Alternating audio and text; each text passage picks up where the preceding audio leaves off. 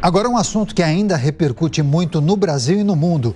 O ex-jogador Daniel Alves deixou a prisão em Barcelona nesta semana após sua defesa pagar uma fiança de cerca de 1 milhão de euros, o equivalente a 5 milhões e meio de reais, à justiça espanhola para obter a liberdade provisória. Lembrando que ele estava preso preventivamente desde janeiro de 2023 e foi condenado a 4 anos e meio de prisão no dia 22 de fevereiro deste ano por estuprar uma jovem em uma boate em Barcelona em dezembro de 2022. Então, para a gente entender um pouco desse imbróglio, a gente vai conversar a partir de agora com o advogado criminalista Arthur Prado Neves, a quem eu agradeço demais pela participação. Doutor, seja muito bem-vindo mais uma vez aqui à Jovem Pan News. Muito obrigado pelo convite, Daniel. Perfeito. Doutor, esse é um caso que gerou muita repercussão, pude acompanhar várias críticas, até um certo sentimento de impunidade para muita gente e de que a justiça não teria sido feita. Bom, ele foi condenado a 4 anos e meio de prisão por estupro, mas está em liberdade por pagar uma fiança milionária. Agora, isso só foi possível por conta de um dispositivo da legislação espanhola. Então, ele vai cumprir toda a pena em liberdade, é isso?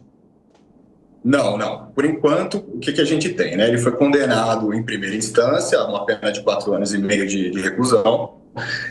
A juíza que sentenciou o caso entendeu, né, que não estavam mais presentes os requisitos da prisão preventiva.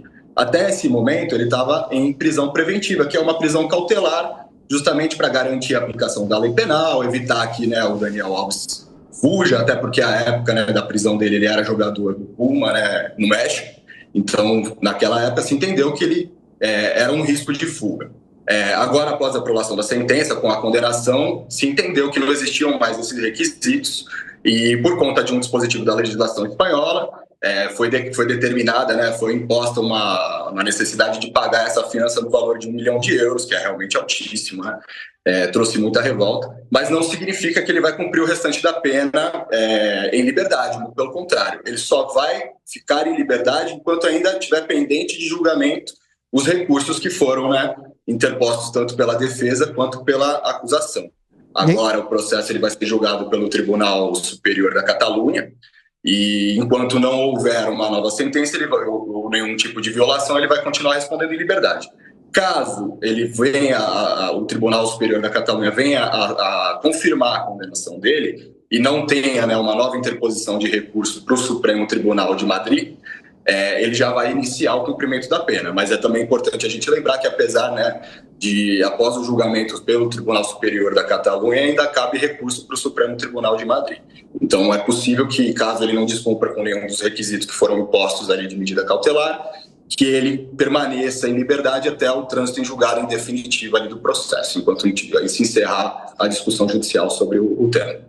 Claro, trata-se de uma condenação em um outro país, uma outra legislação, é sempre importante deixar isso claro para a nossa audiência. Agora, esse valor que foi pago à justiça não tem absolutamente nada a ver com indenização. Chamamos de fiança, mas inclusive uma notícia essa semana chamou a atenção. Daniel Alves e sua defesa poderão receber de volta esse valor. Esse valor pago seria como uma garantia, um cheque calção, alguma coisa assim? Exatamente. A fiança ela funciona como? Ela funciona como uma contracautela para que o acusado fique vinculado ao processo. A ideia da fiança é justamente o acusado, né, depositar o valor em juízo para que a justiça tenha a certeza, né, de que ele vai comparecer a todos os atos processuais, que ele vai respeitar as decisões, que ele vai comparecer para prestar depoimento, enfim. Então é possível, sim, caso haja condenação ou absolvição, que esse valor seja devolvido para ele caso ele não descumpra com o objetivo da fiança, né, que é garantir que ele não vá fugir. Essa é a ideia da fiança que foi arbitrada para ele, né, uma contracautela que vai dar certeza para a justiça que ele não vá fugir do país, que ele não vá tentar atrapalhar o andamento do processo, enfim, entrar em contato com vítimas, com testemunhas, etc. Então, ao final do processo, isso vai depender, né, obviamente, da sentença que vai ser proferida tanto pelo Tribunal Superior da Catalunha quanto pelo Tribunal Supremo de Madrid. Caso haja, por exemplo, um aumento da pena com um aumento da indenização, essa fiança que foi prestada pelo jogador Daniel Alves pode ser usada como uma forma de pagar a vítima, né, caso haja um aumento. Lembrando, né, que no primeiro julgamento ele foi condenado a 4 anos e meio de prisão, mais ao pagamento de indenização no valor de 150 mil euros. Então, pode ser que o Tribunal da Catalunha entenda que essa indenização é pequena e peça e aumente esse valor indenizatório. Então, essa fiança ela pode ser usada para fazer o pagamento da indenização, bem como também o pagamento das custas processuais, enfim, caso sobre no final do processo, esse valor é devolvido para ele. Lembrando que desde que ele cumpra com aquilo que foi combinado da liberdade condicional dele. Advogado criminalista Arthur Prado Neves, trazendo os detalhes do caso Daniel Alves. Agora, doutor, o senhor sempre quando é entrevistado pelos canais de TV, rádio, internet, procura trazer as informações, os dados técnicos e sua reflexão sobre um caso tão complexo como esse.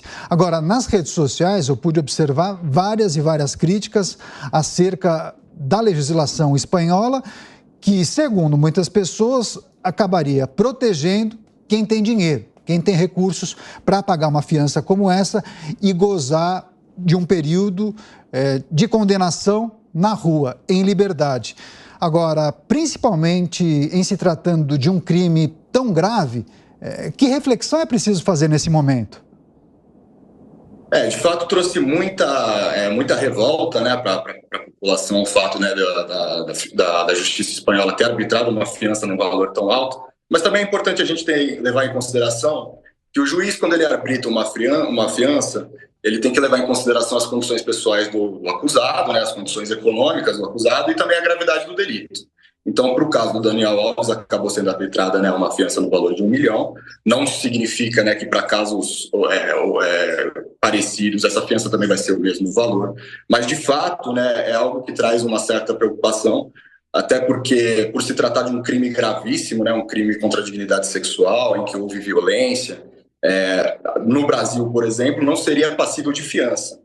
Então, a gente teria que analisar aqui no Brasil a possibilidade ou não, né, de colocar o Daniel Alves em liberdade, mas nunca, jamais sobre, né, o arbitramento de uma fiança que nem foi feito lá na Espanha. É algo que, de fato, traz muita revolta, né, traz uma certa sensação de impunidade, apesar, né, de, como eu já expliquei, se tratar de uma medida cautelar, né, não significa que ele vá cumprir o restante da pena dele que foi imposta em liberdade, não, pelo contrário. Mas, de fato, traz uma mensagem de que é uma justiça, né, para ricos, é uma justiça para quem tem dinheiro. Agora, já que o senhor mencionou a justiça brasileira, que reflexão é possível fazer e talvez uma comparação entre a legislação espanhola e a legislação brasileira? Então, se esse crime tivesse sido cometido no Brasil, não haveria possibilidade, em sendo condenado, de pagar uma fiança para gozar da condenação em liberdade. É isso? Por se tratar de um crime hediondo no Brasil? Exatamente. A Constituição brasileira ela não permite que seja concedida fiança para as hipóteses de crimes hediondos. O crime de estupro, que é esse crime que o Daniel Alves vem sendo acusado e foi condenado, é considerado um crime hediondo aqui no Brasil, então não existiria a possibilidade do juiz arbitrar uma fiança para botar o Daniel Alves em liberdade, caso o processo estivesse sendo julgado aqui no Brasil. O que não significa que ele teria que responder todo o processo em liberdade. Quando a gente fala de prisão cautelar, a gente tem que sempre ter em mente que tem uma série de requisitos para ser decretada uma prisão preventiva. Então, aqui no Brasil, tem os artigos 312 e 313 do Código de Processo Penal que elencam uma série, né, de requisitos para que essa prisão seja decretada. Se o juiz, ao longo de qualquer etapa do processo, entender que esses requisitos não estão mais presentes, ele pode sim colocar o acusado em liberdade. A diferença no caso do Brasil é que para o crime de estupro não existe a possibilidade da liberdade e confiança. Talvez seja até uma medida um pouco mais branda do que a espanhola, já que, né, a legislação brasileira não permite, né, o arbitramento de fiança para crimes hediondos, mas isso também não significa que ele teria que responder a todo o processo preso. Caso, né, não tivessem mais presentes os requisitos da prisão preventiva, ele poderia sim ser colocado em liberdade aqui no Brasil também. Agora, o doutor, chamou a atenção também essa semana, inclusive, uma ampla repercussão pela imprensa espanhola, de uma festa que foi feita por Daniel Alves em sua residência com vários amigos, claro, para celebrar a sua soltura. Segundo os sites de lá e vários jornais, essa festa varou a madrugada, música alta, muitas pessoas e etc. Bem, embora não pareça que tenha algo de errado nisso, enfim, estava celebrando a sua soltura, talvez há uma questão moral aí que seja questionada pelas pessoas, pela imprensa e pela opinião pública de uma forma geral, justamente no período de cumprimento de sentença. O que ele poderá e não poderá fazer durante esse período, doutor? Então, a Justiça espanhola, quando concedeu a liberdade mediante o pagamento da fiança, ele colocou uma série de medidas cautelares alternativas à prisão que a gente chama aqui no Brasil. Uma delas é a proibição dele se aproximar a menos de 1 quilômetro da casa da vítima ou de lugares que ela frequente, a proibição dele entrar em contato com a vítima e também a proibição dele sair do país, obviamente, dado o risco de fuga que ele representa, né? No mais, claro que traz um... Eu até me perdi aqui, peraí. Vamos, voltando. Aqui no Brasil, a gente tem uma possibilidade, por exemplo, de medidas cautelares. Quando o crime ele é cometido, por exemplo, por uma pessoa que estava extremamente embriagada, que parece ser o caso do Daniel Alves, né? Ele estava embriagado na época quando ele cometeu o crime.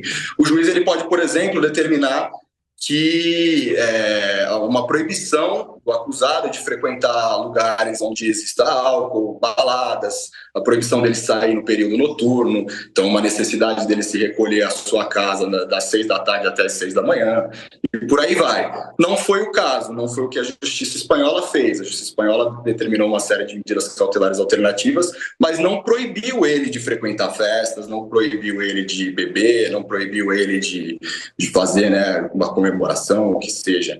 Então, de fato, ali, por mais que a gente possa considerar imoral, né, que ele fez, comemorar ali, mesmo após ter tomado uma condenação por estuprar uma mulher, uma condenação até baixa de 4 anos e meio, ele mesmo assim comemorou o aniversário do pai. Então isso de fato traz um pouco, né, da personalidade de quem ele é. Óbvio que eu não o conheço, não posso falar sobre quem ele é, mas é algo que a gente chama realmente a atenção e traz um certo sentimento de revolta, sem dúvida. Como eu disse, aqui no Brasil existiria essa possibilidade de proibir, né, o acusado, o investigado de frequentar lugares que existam bebidas, que existam baladas, enfim, festas, bares. Não foi o que aconteceu na Espanha com Daniel Alves. Advogado criminalista Arthur Prado Neves, sempre colaborando com a gente aqui na Jovem Pan News. Em destaque, o caso Daniel Alves. Doutor, muito obrigado mais uma vez pela gentileza. Bom fim de semana, boa Páscoa e até a próxima. Muito obrigado para você também. Tudo de bom, agradeço o convite.